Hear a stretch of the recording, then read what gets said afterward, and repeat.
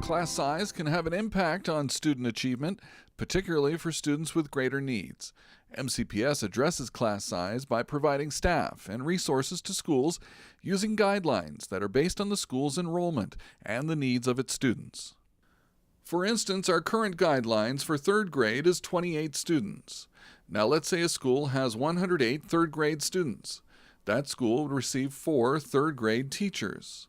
If the third grade enrollment were to grow to 112, the staffing would remain the same because it's within the guidelines.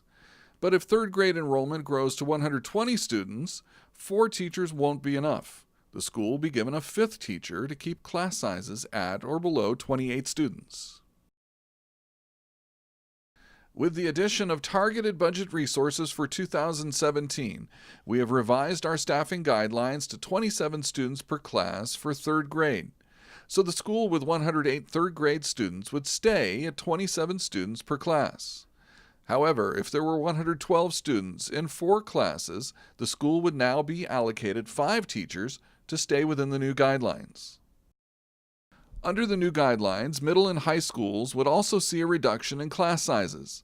At the secondary school level, the guideline for required English classes will remain at 29 students per class.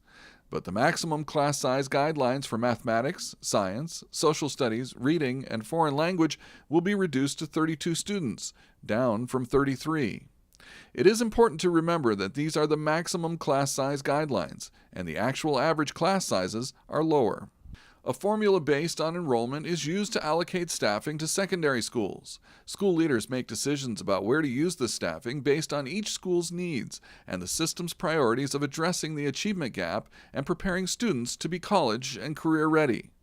For example, if a school has 150 students signed up for algebra, they may choose to offer 5 sections of 30 students per class, or they could add another section to reduce the number of students per class from 30 to 25. Schools make decisions keeping in mind both the guidelines and the system priorities, as well as school needs. Sometimes schools will offer classes that exceed guidelines to create even smaller classes in core content areas, as is described in the algebra example. For more details about school staffing and an overview of the MCPS budget, visit the Budget 101 website.